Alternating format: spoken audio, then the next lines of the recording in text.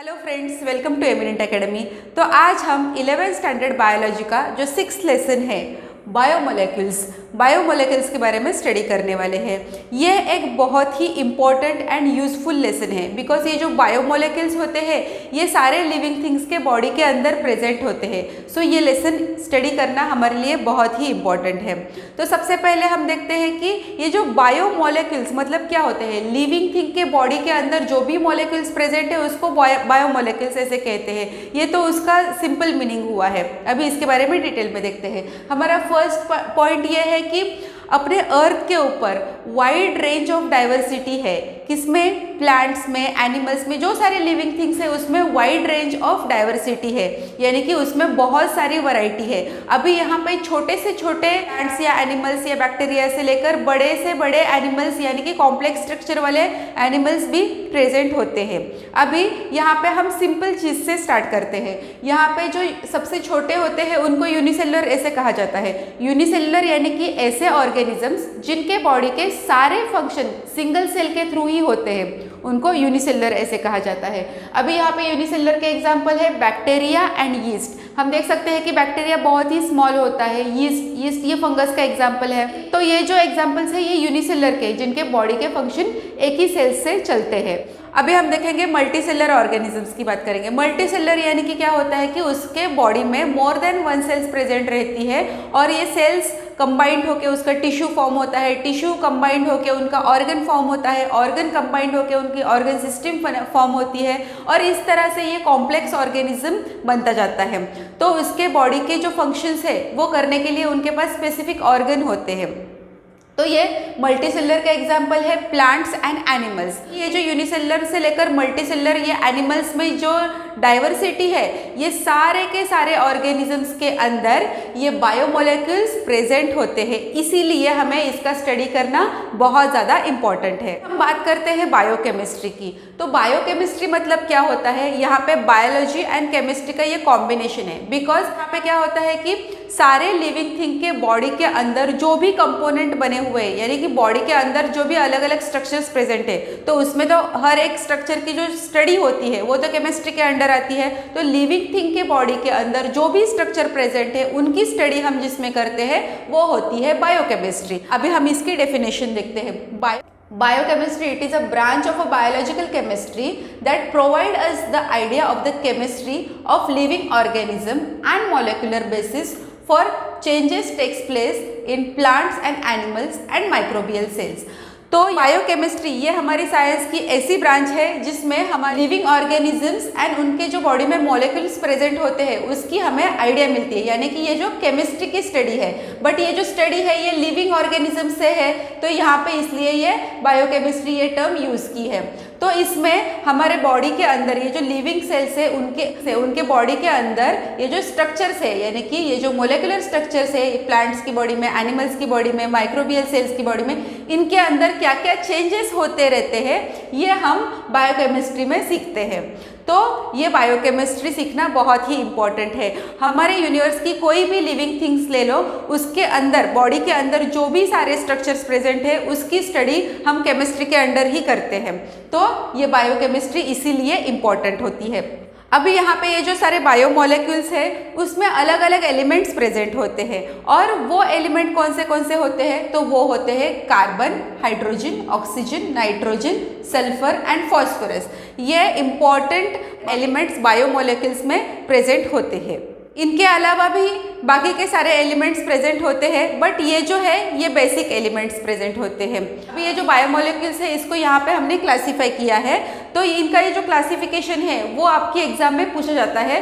तो ये एक इम्पॉर्टेंट क्वेश्चन है। ये आपको एज इट इज़ ये चार्ट के फॉर्म में अगर आप याद रखोगे तो ये आपके लिए बहुत ही ज़्यादा आसान हो जाएगा। यहाँ पे हम ये देख सकते हैं कि ये जो बायोमोलेक्यूल्स है इसको दो पार्ट में कैटेगराइज किया है। First one is organic and second one is inorganic.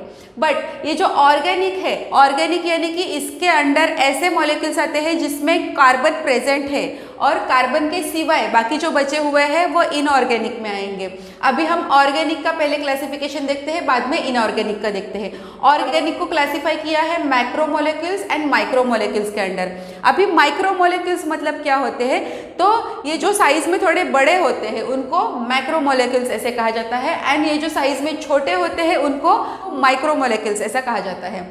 अभी ये जो मैक्रोमोलेक्यूल्स है उसके अंडर 3 पार्ट है, पॉलीसैकेराइड, पॉलीपेप्टाइड एंड पॉलीन्यूक्लियोटाइड। अभी ये जो पॉलीसैकेराइड है, ये पॉलीसैकेराइड किससे बने होते हैं, सिंपल शुगर से बने होते हैं। अभी ये जो सिंपल शुगर क्या है उसके बारे में हम डिटेल में स्टडी करेंगे, बट यहाँ पे बस क्लासिफिकेशन हम स्टडी कर रहे हैं, इसके लिए हम यहाँ पे एक एक पार्ट उसका स्टडी कर लेते हैं। अभी नेक्स्ट वन है पॉलीपेप्टाइड्स।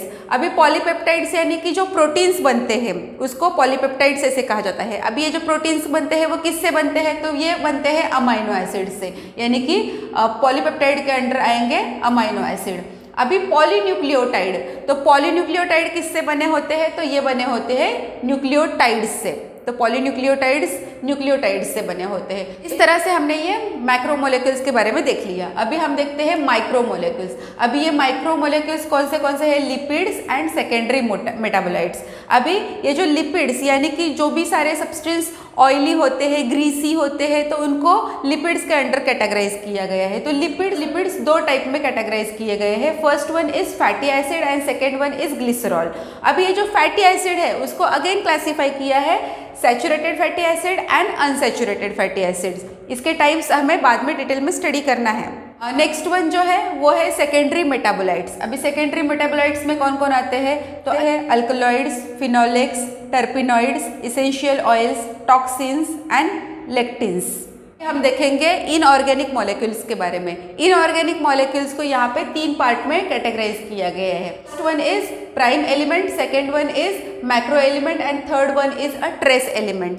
अभी यहाँ पे ये जो प्राइम एलिमेंट्स है, प्राइम एलिमेंट्स में कौन से एलिमेंट्स आते हैं जो बहुत ही ज़्यादा इंपॉर्टेंट होते हैं हमारे बॉडी के लिए, वो एलिमेंट प्राइम एलिमेंट के अंडर आते हैं। तो इसके अंडर कौन से आते हैं, कार्बन, हाइड्रोजन, ऑक्सीजन।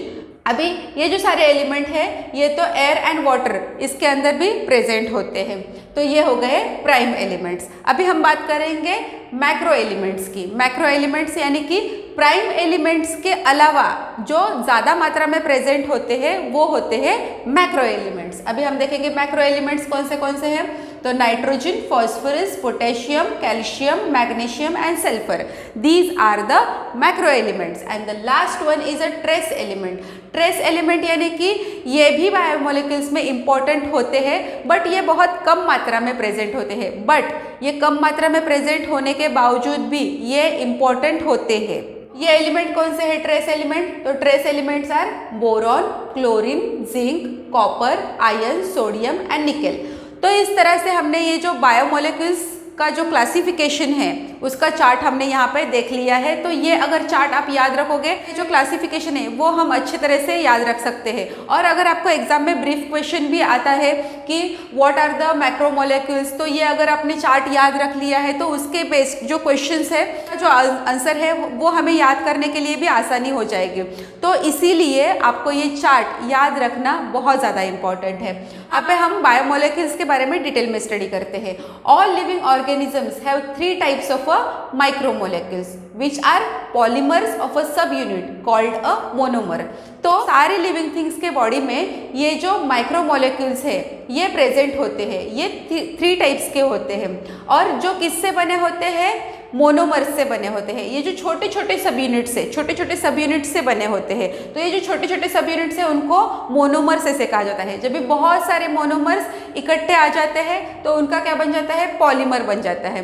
तो इस तरह से ये जो स्मॉल यूनिट्स है उसको मोनोमर कहा जाता है, एंड ये जो स्मॉल यूनिट्स कंबाइंड होके उनका जो स्ट्रक्चर फॉर्म होता है उसको पॉलीमर्स ऐसे कहा जाता है।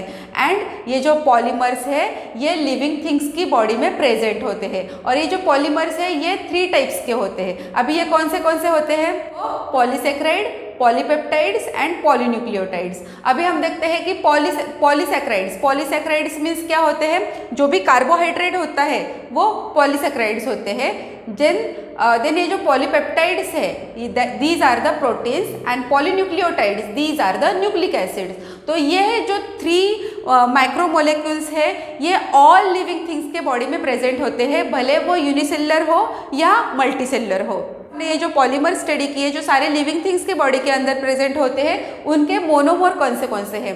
तो यहाँ पे हम देख सकते हैं कि कार्बोहाइड्रेट या हम कह सकते हैं कि पॉलीसैकेराइड, उसका मोनोमर क्या है कि मोनोसैकेराइड, यानी कि पॉलीसैकेराइड इज अ पॉलीमर और उसका मोनोमर कौन हो गया, मोनोसैकेराइड्स। देन यहाँ पे न्यूक्लियोटाइड्स का मोनोमर है अमाइनो एसिड्स। एंड यहाँ पे हम देख सकते हैं पॉलीन्यूक्लियोटाइड का मोनोमर है न्यूक्लियोटाइड्स। यानी कि अगर हम बहुत सारे मोनोसैकेराइड्स को कंबाइन करेंगे तो उनका बनेगा पॉलीसैकेराइड्स, अमाइनो एसिड्स को कंबाइन करेंगे तो उनका बनेगा पॉलीपेप्टाइड्स यानी कि प्रोटीन्स, और अगर हम न्यूक्लियोटाइड्स को कंबाइन करेंगे तो उनका बनेगा पॉलीन्यूक्लियोटाइड्स यानी कि न्यूक्लिक एसिड। तो इस तरह से ये वीडियो में हमने बायोमोलेक्यूल्स की जो बेसिक इंफॉर्मेशन है उसके बारे में स्टडी कर लिया, उसका क्लासिफिकेशन क्या है वो देख लिया है। तो नेक्स्ट वीडियो में हम कार्बोहाइड्रेट यानी कि हमारा जो ये फर्स्ट मैक्रोमोलेक्यूल है उसके बारे में डिटेल में स्टडी करने वाले हैं। तो फ्रेंड्स, इस वीडियो में अगर आपको कुछ भी डाउट है तो प्लीज़ मुझे कमेंट कीजिए ताकि मैं आपके डाउट सॉल्व कर सकूं, और अगर आपको मेरा वीडियो अच्छा लगता है तो आपके फ्रेंड्स के साथ भी उसको शेयर कीजिए, लाइक कीजिए एंड सब्सक्राइब करना बिल्कुल ना भूलिए। Thank you.